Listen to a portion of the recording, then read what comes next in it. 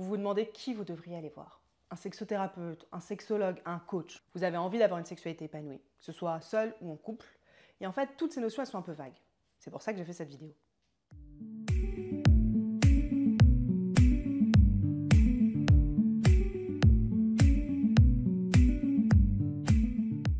Déjà, je veux rappeler ici qu'avoir une sexualité épanouissante, que le plaisir sexuel est un droit humain fondamental. Ça a même été écrit dans la liste des droits de l'homme. Mais maintenant qu'on dit ça, en fait, dans les faits, la plupart des gens ont des problèmes au niveau de leur sexualité. Mais c'est bien beau de dire ça, parce que dans les faits, plein de gens n'ont pas une sexualité épanouissante. Ça peut prendre la forme d'une sexualité que j'appelle juste ok. On a du plaisir, mais pas plus que ça. Finalement, on préfère souvent regarder Netflix. Ou ça peut même prendre la forme de problèmes, que ce soit en solo ou en couple. Où là, la sexualité devient source de stress et de tension. Dans les deux cas, on peut le travailler. Alors, sexologue, sexothérapeute ou coach. Déjà, on va comprendre la différence entre les deux. Déjà, un sexothérapeute. Moi, je suis sexothérapeute. On est dans le cadre de la santé mentale. Donc en fait, on cherche à résoudre un problème qui n'a pas de cause médicale. Et on peut aussi être dans une approche bien-être, comme certains, et moi c'est ce que je fais. C'est-à-dire que vous avez juste une sexualité qui est moyenne et vous avez envie de ce que j'appelle level up, de monter, d'aller vers plus de désir, de plus de plaisir, plus de partage avec votre partenaire. Donc c'est deux cas. Un problème à résoudre, qui n'est pas médical, ou une envie d'aller plus loin, une envie d'explorer, une envie de se reconnecter dans son couple sur la sexualité. Ça, c'est adapté à un sexothérapeute. Tous les sexothérapeutes ne font pas l'approche bien-être. Donc en fait, un sexothérapeute aide les gens à avoir une sexualité épanouie. Que le problème vienne de leur relation de couple ou vienne plus d'un problème psychologique, lié à l'individu en lui-même. On peut aussi traiter les problèmes de couple qui dérivent de la sexualité notamment. Et en tant que sexothérapeute, on utilise des techniques de thérapie. Bien sûr, chaque sexothérapeute peut utiliser des techniques de thérapie qui sont différentes, puisqu'il y a plein de méthodes de thérapie. Moi, par exemple, j'utilise beaucoup d'exercices pratiques pour intégrer dans le corps, qui sont des exercices que j'ai développés ou que je suis allée chercher aux quatre coins du monde. Donc, il y a une partie verbale où on va parler et une partie dans le corps où on va vraiment pratiquer avec des exercices pratiques. Et ça, tout le monde ne le fait pas. Pour vous donner une idée de quelques problèmes, par exemple, qu'on rencontre, pour lesquels on peut consulter un sexothérapeute, bien sûr, il y a tout ce qui va être dans le couple, manque de libido, différence à apprendre du plaisir ensemble, différence à trouver une pratique satisfaisante ensemble, enfin tout ce qui est sexualité non épanouissante en couple, ça c'est évident. Ensuite, en solo, on a par exemple le fait d'avoir du mal à jouir ou de ne pas prendre beaucoup de plaisir, ça c'est notamment chez les femmes, ou alors de penser qu'on peut avoir plus de plaisir ou aller plus loin. On peut aussi vouloir surmonter un traumatisme, par exemple après une rupture de consentement ou un abus passé.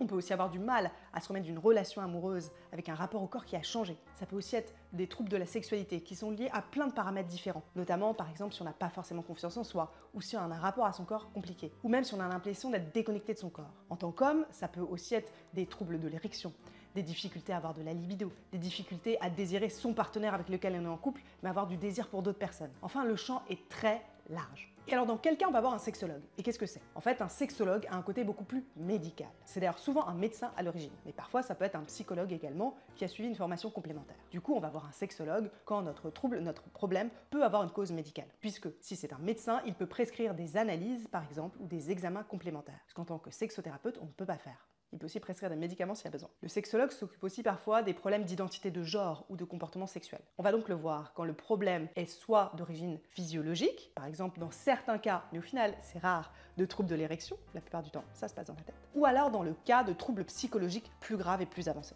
Donc en résumé, dans les deux cas, le sexologue et le sexothérapeute vont s'occuper de tout ce qui est troubles de la sexualité, avec une approche également bien nette pour le sexothérapeute. Mais dans les deux cas, on ne va pas se concentrer sur les mêmes aspects de la sexualité.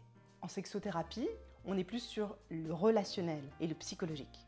Et on utilise des techniques de thérapie, voire même d'autres techniques, comme l'ancrage dans le corps ou des exercices pratiques qu'on peut donner à nos clients. Ou des exercices pratiques qu'on peut même donner à nos clients. Les sexologues, de l'autre côté, ont une approche plus large, souvent beaucoup plus médicale, des troubles de la sexualité qu'ils rencontrent et qu'ils peuvent résoudre. Ils peuvent se concentrer sur tout, de la biologie à la sexualité au sens large et même sociétal. Alors comment choisir entre un sexothérapeute et un sexologue? Tout simplement, ça va dépendre de votre besoin à vous.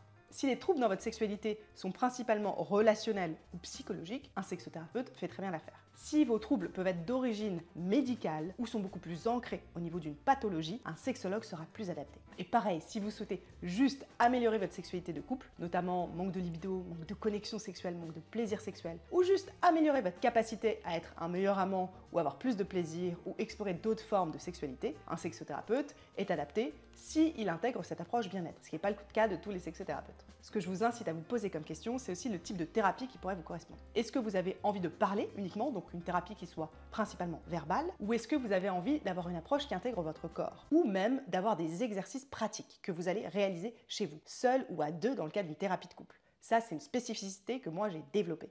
On me demande souvent est-ce qu'on peut consulter un sexothérapeute et un sexologue? Bah oui, bien sûr, ça peut être complémentaire dans certains cas. Mais ne vous inquiétez pas.